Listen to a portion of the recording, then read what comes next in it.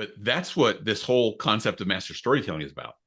This is how we connect as people, as a Right. species.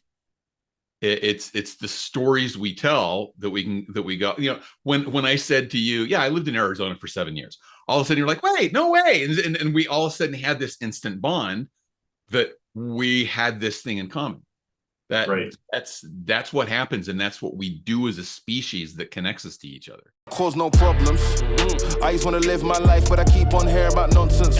Me and my dons ain't mobsters, but you know when you see imposters, we know how to read them faces, same way you know how to read them comments. If you wanna talk, let's talk, but right here, make sure you walk and your talk is constant. Well, hey everybody, welcome to the Death to Vanilla podcast. I'm so excited. I am your host, Stephen Burkhart, with Burkhart Creative Agency, and the whole purpose of this podcast is just to be able to bring people who have unique thoughts and maybe work in specific industries or different ways that they do things that are unique and different, that'll help you as your marketing to do better, to be able to be inspired by and learn from these people, to be able to just make yourself a more well-rounded marketer and be more effective. So today we have Mark Carpenter on the show, and so excited to have you on.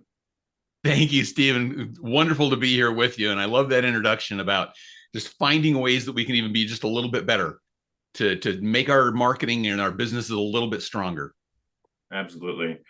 And I think the thing I'm so excited about, and the thing that we're going to be talking about today, which, spoiler alert, the poster in the background, I think, gives it away a little bit. But yeah, he's a master storyteller. And that's near and dear to my heart because as a video creator, story is so important. Story is what gives shape to how we do everything. There's more to content and social media and marketing than just flash. Having story, I believe, makes better connections between businesses and clients. It's a better delivery system into people's minds that help change their minds and educate them. And so I'm so excited to have you be able to unfold a lot of that and hear some opinion other than my own on the podcast on how all that's done. So I appreciate that. So to kick things off, if you could tell us a little bit about yourself, some of your background, and how you got into storytelling, why that resonated and was so exciting for you. You bet. I think I've just always been a storyteller. As a kid, I told stories mainly to try to get attention. I was always big on telling the big jokes, the long drawn out jokes with the big finish, because I always want to get the big laugh. And somehow I think that translated into the work I did in the first part of my career in marketing, communications, and public relations. But in that situation, I was telling the story of the business, interpreting the business to its various publics, interpreting those publics back to the business. And then about 18 years ago, I got into training and facilitation. And of course, that's a wonderful opportunity, a wonderful venue for storytelling to teach concepts. And that's really where the genesis of the book that we wrote came from, was the work that I was doing in facilitation. And with my good friend, Daryl Harmon, we co-authored this book about how do you intentionally take experiences, real life experiences, and turn them into stories with a purpose. And purposes that we've outlined: teach, lead, sell, and inspire. And think about what you want to do as a business leader or a marketer. It's teach, lead, sell, inspire. It's all those things. And storytelling can have a great impact on people's hearts and minds as you do that. So then in your opinion, like, storytelling is like the pathway to make that happen most effectively. We were talking earlier about how business is all about connecting people. It's connecting with people that are of like mind, or that you can know and trust enough that you're going to buy from them. And storytelling is how we connect as a species. Think about ancient man. Okay, we'll go way back to caveman days. Well, they run into some new people from maybe a neighboring village. Well, how do you know if I trust those people or not? Well, we start having a little bit of a conversation. And when we find those points that we connect on, that's going to build the trust between us. It's the same way in business today. Storytelling will build trust within your various communities because they'll understand you better, not just as a business entity, but as the people that are running that business entity. And that, I think, is what really connects people. For sure. I mean, I think about storytelling a lot, and I'm glad that we're conversating about this. Because like literally the other day, I was sitting and thinking about the time, like let's think back when we were much more petty people, and maybe I still am, but think about like to your high school days or whatever, and like you're hanging out with your friend, and you see someone walk by, and your friend makes fun of them or whatever else. Like, what happens in your brain? Oh, that's something I can't wear because now I know how so and so feels about that, right? You're starting to create a story about what is okay and not okay based on other people's comments about not even you, right? So I think that's so fascinating that like stories are so powerful because they really do shape perception, and they change our behaviors for sure.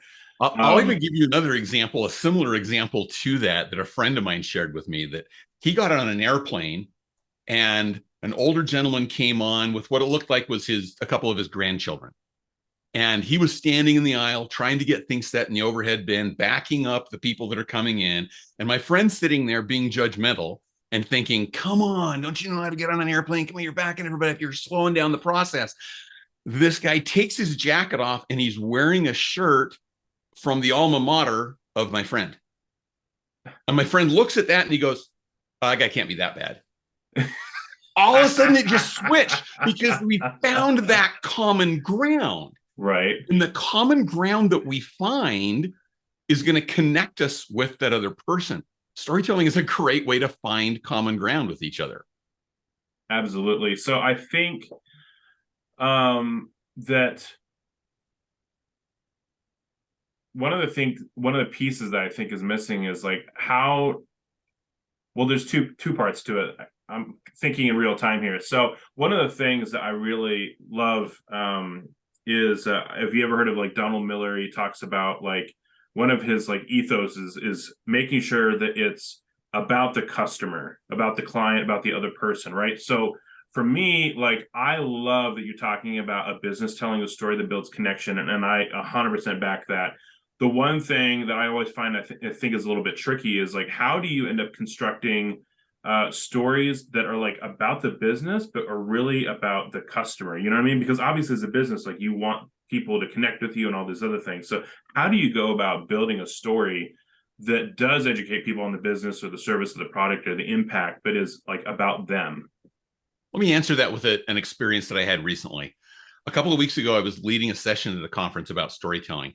And I kicked it off by asking people to turn to the person next to them and answer the question, what does your company do? Okay. Now think about how people usually answer that question. What kind of responses or what kind of information do you think people shared? I'm gonna pick right on you here, Stephen, and just have you do this with me real time. I didn't prepare you for this at all. You did not. That's okay. What do people typically share when they're answering that question? What does your company do? It's very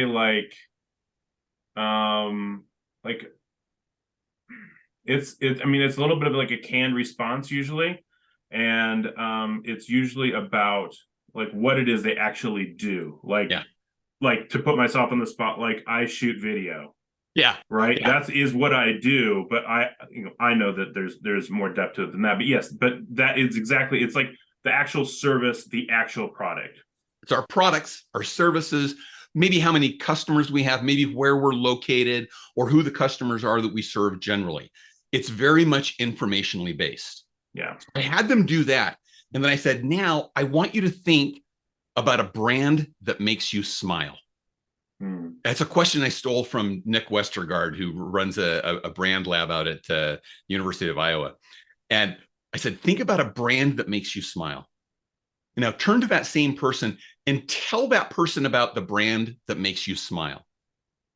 What do you think they shared with each other when they talked about a brand that makes them smile? I'm guessing their experience with the brand. Exactly. Yeah. They shared the story of how that brand impacted them. So think about the juxtaposition of those two things. What if we switched that around? And when somebody says, tell me about your company, we could tell them the story of how our company is positively impacting people in a very short, succinct way. It doesn't have to be the entire history of the company, just a very short experience about, well, let me explain to you what my company is by what we've done for this customer. And share that experience. And then all of a sudden, that company may become a brand that makes somebody smile. And it's those experiences that really connect people together and really helps us understand what it's all about. Right. So I love that. That makes me happy. I think, so I call stuff like that, like customer success stories. And I think it is 100% necessary for businesses to share. I love that. I feel like that's pretty unique. I don't feel like a whole lot of places do that. They share customer reviews, which are not the same thing. What are some other like unique approaches to storytelling, right? Because I think that like for me as a visual creator, I'm always going to like, if a business is visually interesting, right? Like I'm sure you have a different perspective on that since that's not like your home base. But like, let's just, think of an unsexy business. All right. There's just like nothing, like they are like, turning glass into like the most boring shaped bottles you can think of. Right. Let's just say that. Right. What kind of stories, like, is there a unique way that they can go about that, or like a unique process, right? They haven't changed anyone's lives with their bottles, right? They haven't cured cancer. They haven't done anything else with their bottle, right? How does a company like that, like, actually have unique storytelling? So I don't know enough about bottle making to probably use that as an example. Me neither. It just sounded impossibly unsexy. It made me think of a company that I used to work for. Go for it. Very, very small company. And we made a software component that was embedded into other devices. And it was embedded into other devices to allow them to connect remotely with other devices. So for example, think about remote locks on doors, or even like a Ring doorbell type of thing. Sure. The company I worked for made the software that goes inside of that. Okay. So we're not making the product itself, but we're making the embedded software that goes inside, the component within it. I remember when people would say, well, who do you work for? And I'd tell them and they go, what do you do? And I'd try to explain that to them. It's like glaze over. Yes, exactly the phrase I was going to use, Stephen, was that within about 15 seconds, their eyes start glazing over and they start looking for the exits or somebody else that they can bring into the conversation to get themselves out of it. But if I say, we create a product that allows these types of products to connect to these other devices, then they go, oh, I get it. And they instantly know, without having to know exactly what the software does, if they know what the result is for the people, they can understand that better. It's clearer to them. So would you say in your process then, are you basically starting with outcome and then reverse engineering it? Like walk us through that a little bit. Yeah, I very often start people with, what's the lesson you're teaching with this story? What's the outcome that you're trying to show here? What are you trying to teach, lead, sell, or inspire people on?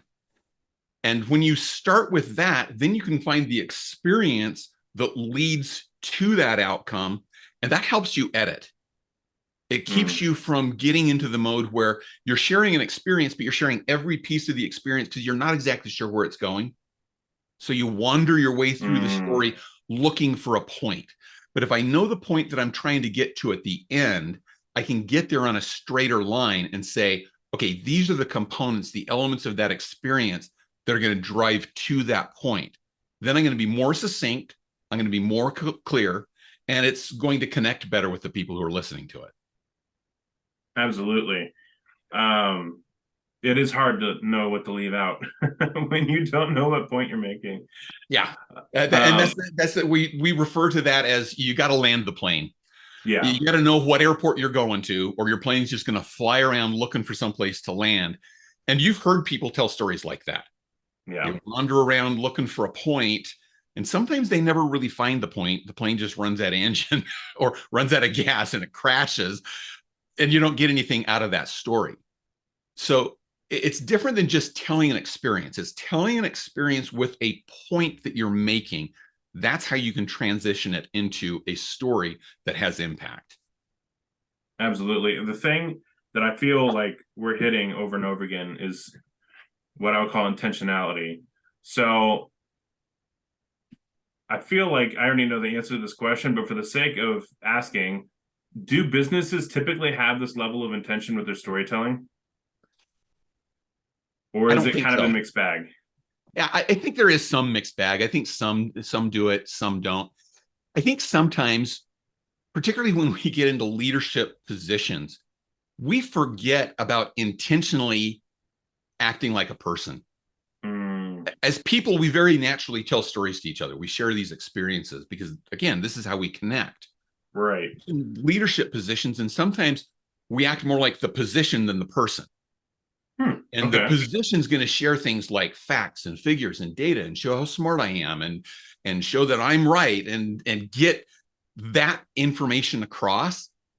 But if we're really going to connect to people, whether you're talking to your people on your team internally or you're talking to customers or prospects, storytelling is going to help you do that.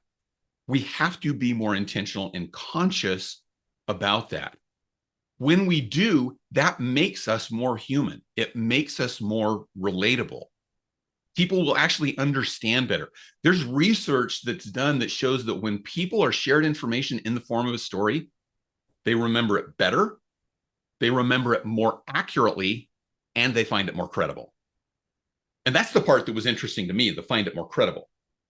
They actually find stories more credible than charts and graphs. That's blowing my mind right now, for real. Yeah. And that's what we want to do as leaders. We think the way to do it is by showing our position, by showing, look what a great leader I am. I've got all these facts and figures and data and information that I can dump on you. And surely that's going to convince you. Right. But if I don't know what that data means, I can't connect to it. I can't relate to it. In fact, I don't know what to do with it. So it doesn't lead me to act. And that's what we want to do as leaders, is actually lead people to act in the right ways. Cause no problems. I just wanna live my life, but I keep on hearing about nonsense. Me and my dons ain't mobsters, but you know when you see imposters.